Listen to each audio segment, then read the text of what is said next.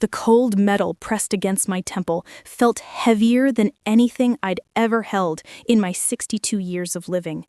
My own daughter sat 3 feet away from me, arms folded across her chest, watching her husband aim a gun at my head.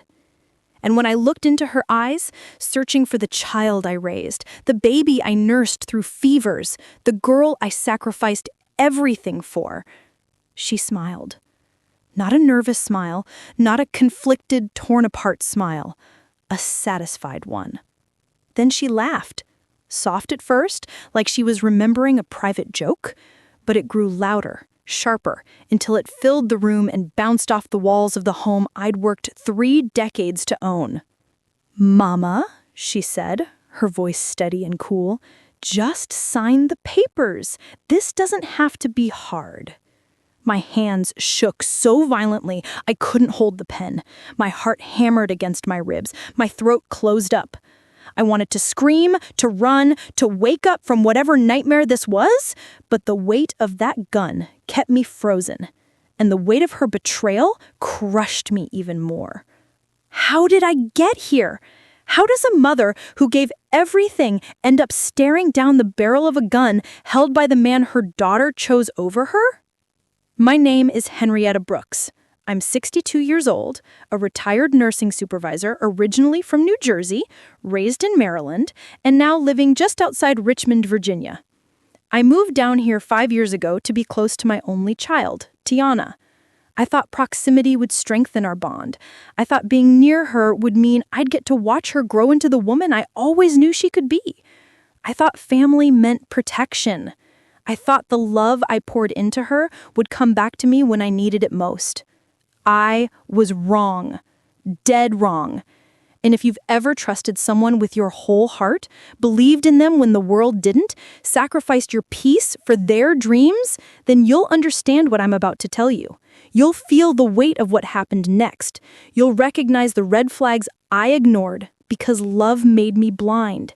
Because here's the truth nobody tells you. The people you die for are sometimes the same ones willing to let you. And before you judge me for not seeing it coming, ask yourself this: what would you have done if it was your child? I never planned to be a single mother, but life doesn't ask permission before it changes everything. Tiana's father, Marcus, died when she was 8 years old. Heart attack. No warning. One day he was coaching her soccer team. The next day I was picking out a casket and trying to explain to a little girl why Daddy wasn't coming home. She cried herself to sleep for months. I held her every single night, whispering promises I wasn't sure I could keep. "We're gonna be okay, baby. Mama's got you." And I meant it. I worked double shifts at the hospital, took on extra weekend rotations, skipped meals so she could have new shoes for school. I wasn't perfect, but I was present. I showed up. Every recital, every parent-teacher conference, every heartbreak, every victory. I was there.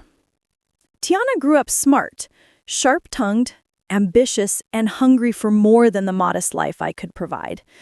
She didn't want to be a nurse like me. She wanted to own something, to build something that had her name on it.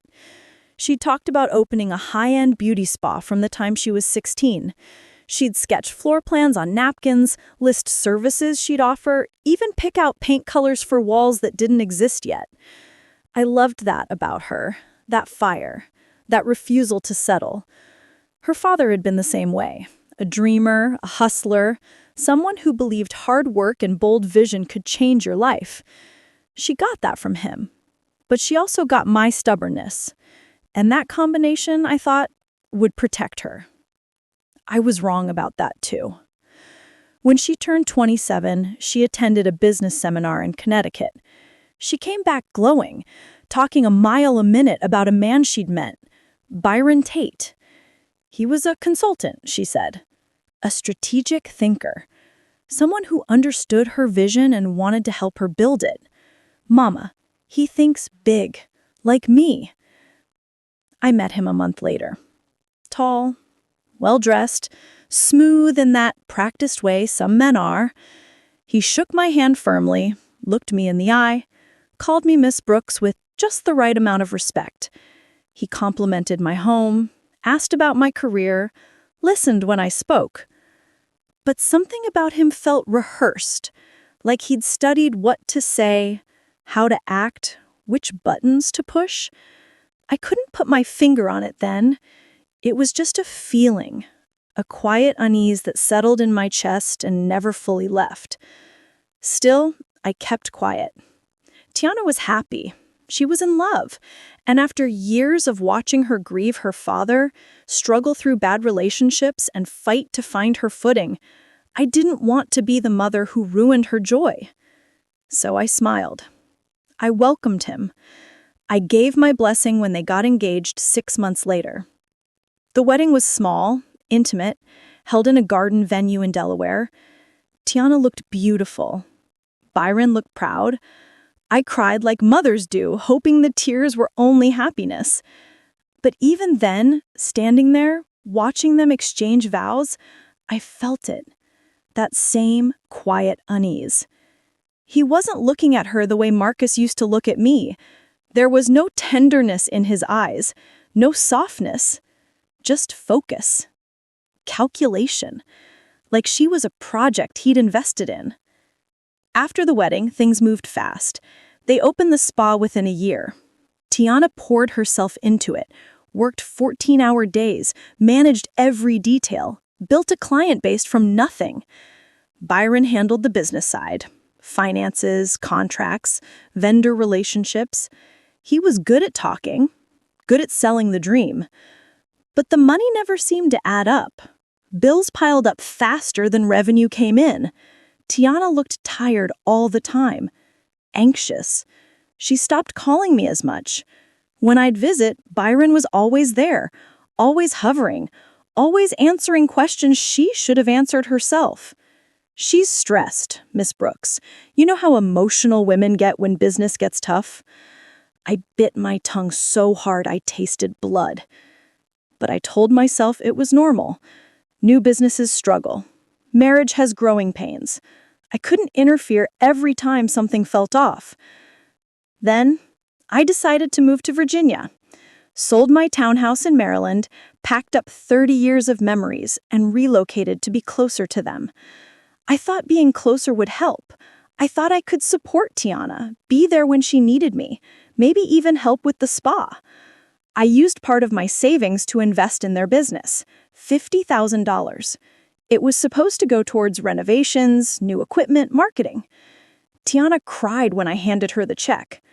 "Mama, thank you. We're gonna make you so proud." Byron just smiled. That same calculated smile. Within 6 months, the money was gone. The renovations were half finished, the new equipment never arrived. And when I asked questions, I got excuses. Delays. Vendor issues. Unexpected costs. Tiana stopped looking me in the eye when she answered. And Byron? He started looking at me differently. Not with respect anymore. Not with politeness. With entitlement. Like I owed him something. Like my money, my home, my life were resources he had every right to access. I should have seen it then. Should have pulled back. Should have protected myself. But she was my daughter. My only child. The baby I raised alone. And mothers don't give up on their children. We sacrifice. We endure. We hope. Even when hope is the most dangerous thing we can hold on to. The first time I knew something was seriously wrong, I was sitting at my kitchen table going through bank statements. There were charges I didn't recognize, withdrawals I didn't make. A check, my check, cashed in New York City. I hadn't been to New York in over 5 years. My hands went cold. My stomach dropped. I called the bank immediately. "Ma'am, that check was signed by you." "No, it wasn't." "The signature matches what we have on file." I stared at the photocopy they emailed me. It did look like my signature. Too much like it. Too smooth. Too perfect. Someone had practiced. I called Tiana. She didn't answer. I called again and again. Finally, She texted back. Mama, I'm busy. What's wrong? We need to talk now. She showed up 2 hours later, alone. I asked her to sit down. I showed her the statements, the forged check, the ATM withdrawals from cities I'd never visited. She looked at the papers for a long time. Too long. Then she sighed. Byron mentioned he talked to you about this. I blinked. Excuse me? He said he borrowed a little to cover some spa expenses. I thought you knew. Borrowed? Tiana, this is theft. Don't start, Mama, please. Don't start? Baby, someone forged my signature. Her face hardened. We needed it. You wouldn't understand. Wouldn't understand? I gave you $50,000. And it wasn't enough. Her voice cracked. She stood up, pacing, wringing her hands. You don't know what it's like trying to keep a business alive. You worked for someone else your whole life. You don't understand the pressure. So you stole from me? We didn't steal. We borrowed. Without asking, without permission. That's called theft, Tiana. She stared at me, eyes wet with tears, jaw tight. For a moment, I thought she'd break. Thought she'd admit what I already knew, that Byron was controlling her, manipulating her, draining her dry the same way he was draining me. But instead, she grabbed her purse and headed for the door. I can't do this with you right now. Tiana, I'll pay you back, okay? Just stop acting like we're criminals. She laughed, slammed the door so hard a picture frame fell off the wall and shattered. I stood there staring at the broken glass, feeling something break inside me too. That wasn't my daughter. That was someone I didn't recognize. The next day, I went to the spa. I told them I wanted out, wanted my name removed from every document, every contract, every agreement. Byron was there. He smiled when he saw me, that same practiced, empty smile. Ms. Brooks, good to see you. I want out of this business partnership. His smile didn't falter. Let's talk about this calmly. There's nothing to talk about. I want my name off everything. He sat down, gestured for me to sit too. I stayed standing. You're upset, I understand. Tiana told me about your conversation. Then you know why I'm here. I do, and I think there's been a misunderstanding. He pulled out a folder, slid it across the desk toward me. These are the documents you signed when you invested. You're listed as a partner. Removing your name isn't as simple as just asking. I opened the folder. My signature was on every page, except I didn't remember signing half of them. I didn't sign these. You did, Miss Brooks. I was there. You forged my name. His smile finally faded. His eyes went flat, cold. That's a serious accusation. It's the truth. He stood up slowly, walked around the desk, positioned himself between me and the door. He didn't touch me, didn't raise his voice, but the threat was there, hanging in the air like smoke. I think you should go home and think carefully before you make accusations you can't prove. My heart pounded. My mouth went dry. Every instinct screamed at me to run. But I held my ground. I'm going to a lawyer, and I'm going to the police. He tilted his head, studying me like I was a problem he needed to solve. You do that, he said quietly. But ask yourself, who do you think Tiana will choose? Her mother who's trying to destroy her business? Or her husband who's trying to save it? I didn't have an answer because deep down, I already knew. I left the spa that day and cried the entire drive home. I changed my bank account information, added security alerts, put a freeze on my credit. I wasn't taking chances anymore. For a week, I heard nothing from Tiana. No calls, no texts, just silence. Then one evening, she showed up at my door. Her eyes were red and swollen. Her hands were shaking. She looked like she hadn't slept in days. Mama, her voice cracked. I need your help. I let her in, made her tea, sat her down on the couch. She cried into her hands for 10 minutes before she could speak. "We're losing everything. The spa, the house, everything. We need $30,000 by the end of the month or we lose it all." My chest tightened. "Baby, I can't. Please, Mama, I'm begging you." "Tiana, I already gave you $50,000. Where did it go?" "There were expenses, things we didn't anticipate." "What things?" She couldn't answer, or wouldn't. "You need to leave Byron." Her head snapped up. "What?" "He's draining you. Can't you see that? He's my husband. He's using you." She stood up, trembling with rage. "You've never supported us. You've never believed in what we're building. I gave you everything I had. And now when I need you most, you turn your back on me? I'm trying to protect you." "No." Her voice went cold, flat. "You're trying to control me. Byron was right about you." Those words cut deeper than any knife could. "Right about what?"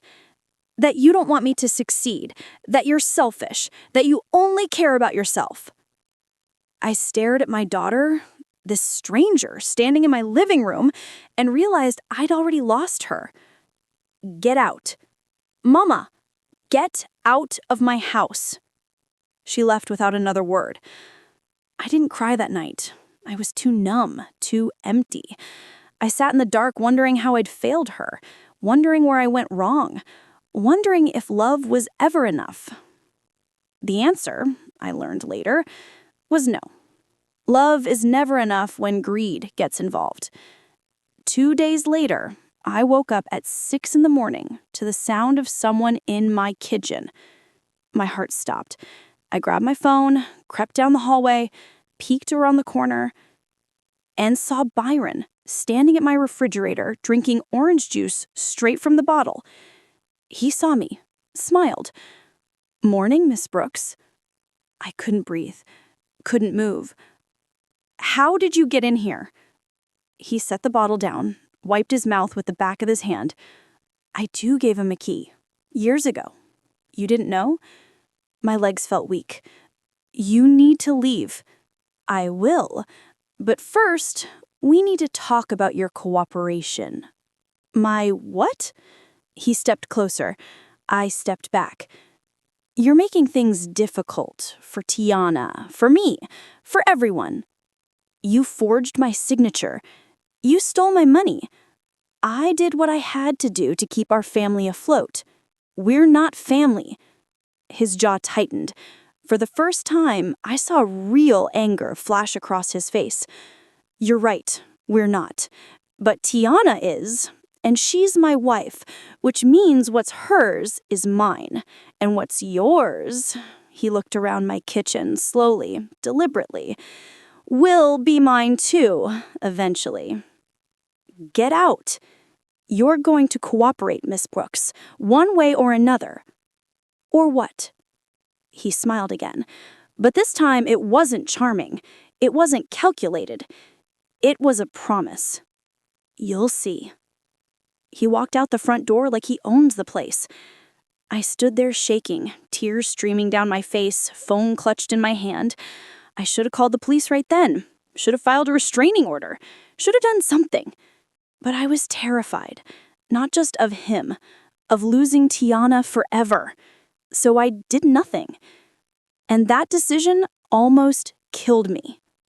The next few weeks were hell.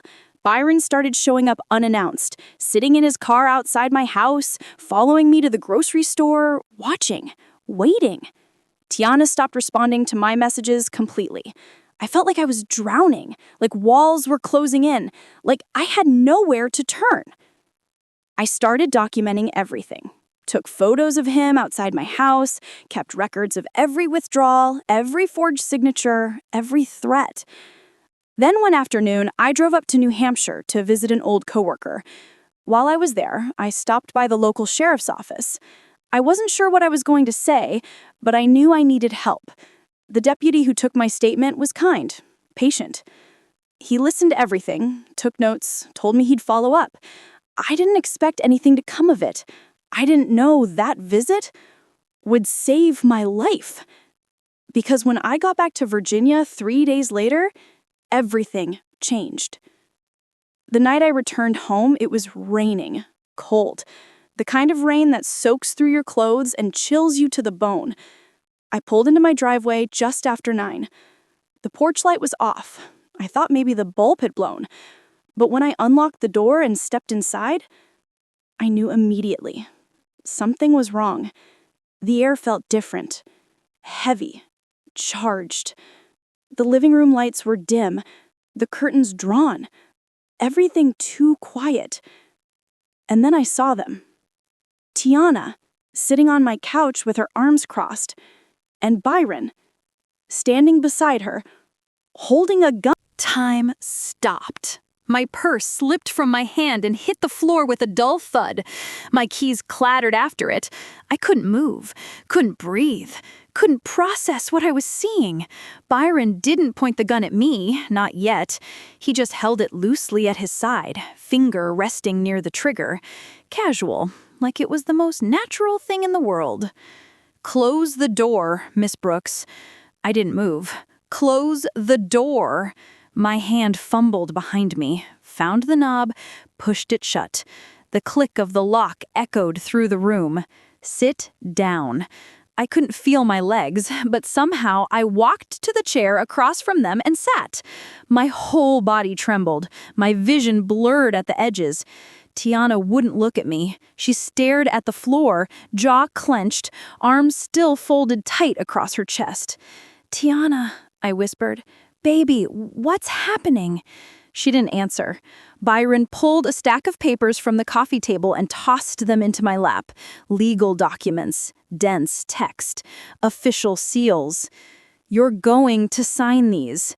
I looked down. Deed transfer forms, power of attorney, bank authorizations, documents that would give them everything. My house, my savings, my entire life. "No." Byron's face didn't change. He lifted the gun slightly, not pointing it at me, just reminding me it was there. "Yes," he said softly, "you are." "Why are you doing this? Because you owe us." "Owe you?" "Everything we built, everything we worked for, you sabotaged it. You turned your back on your own daughter when she needed you most." "That's not true. You let us struggle." His voice rose for the first time. "You watched us fail and did nothing. I gave you $50,000. And then you abandoned us. You stole from me." He moved fast, faster than I expected, crossed the room in 2 steps and pressed the gun against my temple. I stopped breathing. The cold metal bit into my skin. My heart hammered so hard I thought it would explode. Every muscle in my body locked up. "Don't make this harder than it needs to be," he whispered. I looked at Tiana. Finally, she looked back. And God help me, there was no fear in her eyes, no shock, no horror. Just resignation. She knew. She'd known this was going to happen. "Tiana," I choked out. "Baby, please." She stood slowly, smoothed her hair, walked over to stand beside Byron. And then she laughed. Soft at first, then louder, a sound I'd never heard come out of her mouth before. Cold, detached, cruel. "Mama." She shook her head like I was a child who didn't understand. "Just sign the papers. Once everything is secure, we'll take care of you. You'll still have a room here. You'll be fine." A room? Like I was a guest, a burden, an afterthought. "You've lost your mind," I whispered. Byron pressed the gun harder against my skull. "Sign. And if I don't, he makes sure you won't be around to cause problems." The words landed like a physical blow. He wasn't bluffing. I could hear it in his voice, see it in his eyes. He was going to kill me. My hands shook so badly I couldn't hold the pen he shoved at me. Tears streamed down my face. My breath came in short, panicked gasps. This was it. This was how I died, murdered by my son-in-law, betrayed by my daughter. I thought about Marcus, wondered if he was waiting for me somewhere, wondered what he'd say if he could see what his little girl had become. I thought about all the sacrifices, all the nights I worked double shifts, all the dreams I gave up so she could have hers. And I thought about how none of it mattered, how love wasn't enough, how blood wasn't thicker than greed. I closed my eyes. "Forgive me, baby," I whispered. "I failed you." And then 3 loud knocks at the door. Sharp, official, commanding. Byron froze. Tiana's head whipped toward the sound. "Henrietta Brooks?" a man's voice called from outside. "It's Deputy Wallace from the Grafton County Sheriff's Office in New Hampshire. We need to finish that report about the fraud case you filed. Are you home in there?" I nearly collapsed with relief. The deputy from New Hampshire, he had followed up, he had come. Byron's eyes went wild. He looked at Tiana, then at me, then at the door. "Don't," he hissed. Another knock, louder this time. "Miss Brooks, you okay in there?" I stood. Byron grabbed my arm, yanked me back. "If you open that door—" But something in Tiana snapped.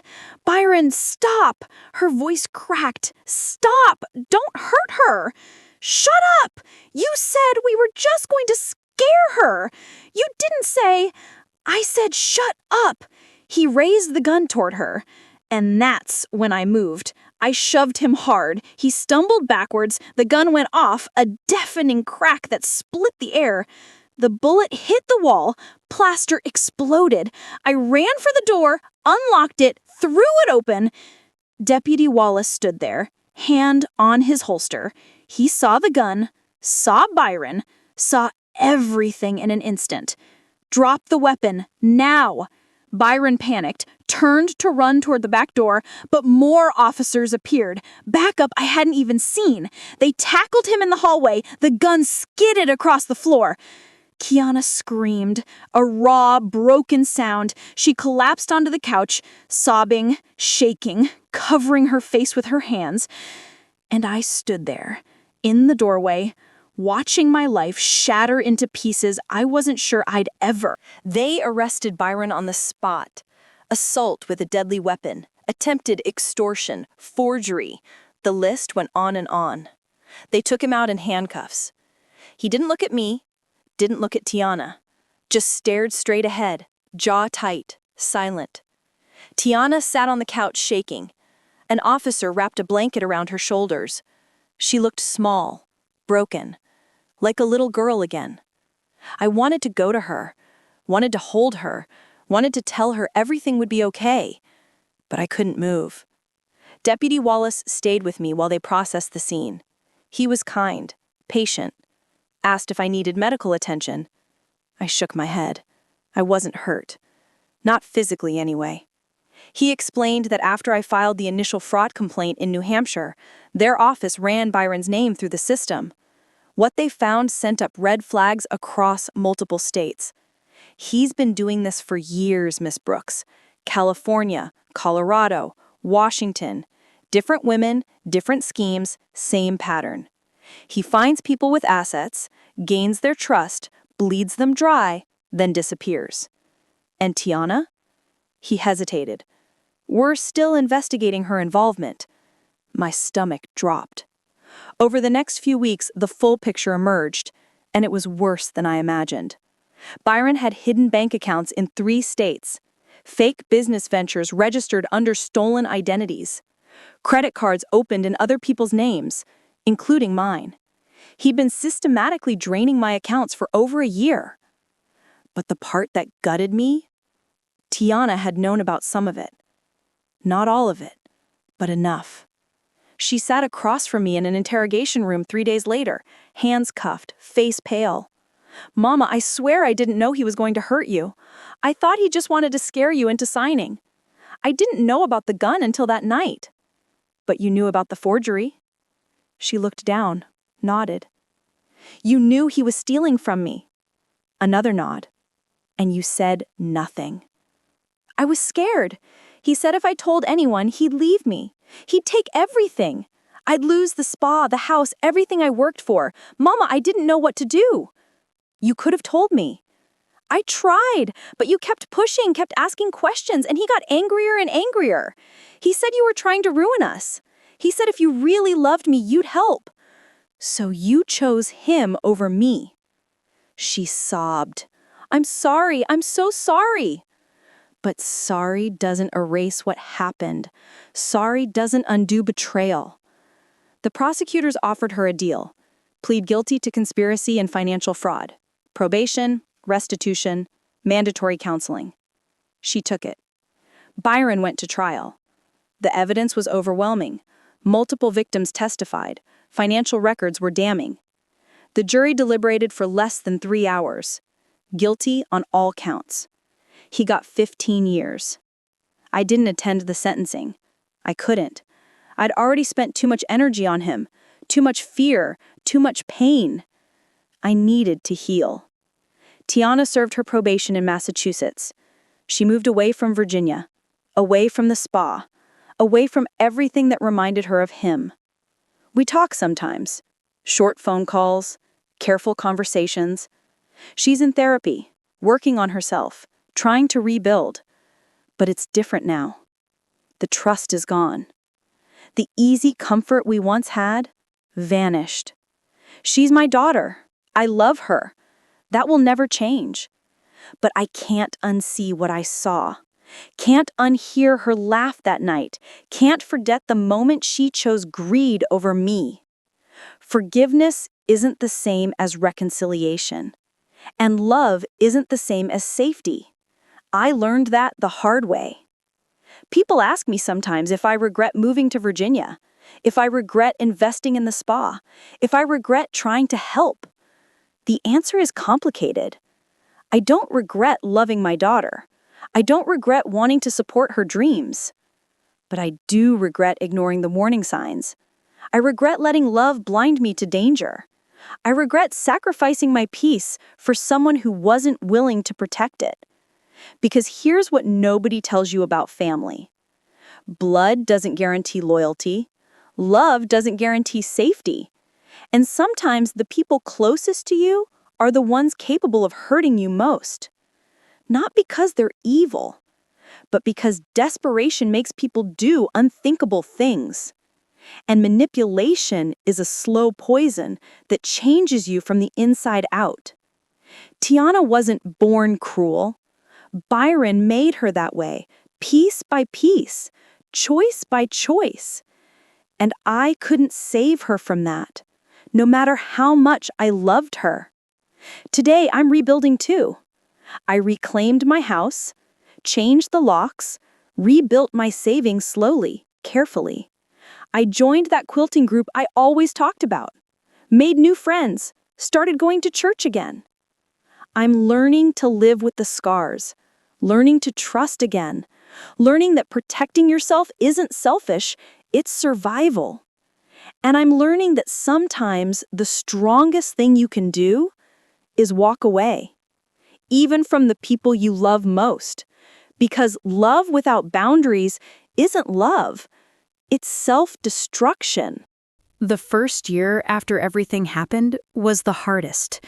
I'd wake up in the middle of the night, heart racing, convinced someone was in the house. I'd check every lock 3 times before bed. I'd freeze whenever a car parked outside for too long. The fear didn't leave just because Byron was behind bars.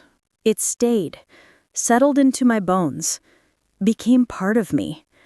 But slowly, so slowly, I almost didn't notice. I started healing. It began with small things. Changing the locks felt good. Repainting the living room where the bullet hole used to be felt even better. I chose a warm yellow this time. Something bright. Something that felt like hope. I started going to therapy. Not because I thought I needed fixing, but because carrying everything alone was crushing me.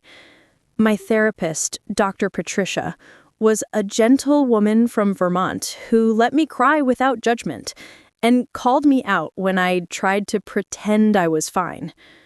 "You're allowed to be angry, Henrietta." "I'm not angry," I'd say.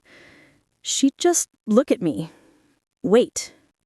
Eventually, the truth would pour out. And yes, I was angry, furious. At Byron for what he did, at Tiana for letting him, at myself for not seeing it sooner. But anger, Dr. Patricia taught me, wasn't the enemy. Denial was. So I let myself feel it. All of it. The rage, the grief, the betrayal, the loss of the daughter I thought I knew. And somewhere in that process, I started finding myself again. I joined the quilting group I'd been putting off for years. The women there, Helen, Barbara, Ruth, and Joyce, didn't ask too many questions. They just welcomed me, let me sit quietly and sew while they chatted about grandchildren and recipes and church gossip. It was normal, peaceful, safe. One afternoon, Barbara asked me if I had children. I hesitated. The answer used to be simple. Now it felt complicated, heavy. "I have a daughter," I said finally, "but we're working through some things." She nodded, didn't push, just squeezed my hand and said, "Family is hard sometimes." And that was enough. I started taking morning walks again, joined a book club at the library, even tried painting. Badly, but it made me laugh, and laughter felt like medicine. Tiana and I talked every few months. Stiff, careful conversations that never went too deep. She'd tell me about her therapy, her new job working at a salon in Massachusetts, how she was learning to be independent, to trust her own judgment again. I'd listen, offer encouragement when I could, but I kept boundaries. Clear, firm boundaries. "Mama, do you think you'll ever forgive me?" She asked me that once, her voice small, scared. I thought about it for a long time before answering. "I already forgive you, baby. But forgiveness doesn't mean things go back to how they were. It just means I'm not holding on to the hurt anymore. I'm letting it go so I can move forward. Will you ever trust me again? I don't know. Maybe. But trust isn't something you ask for. It's something you rebuild. Slowly. With actions, not words."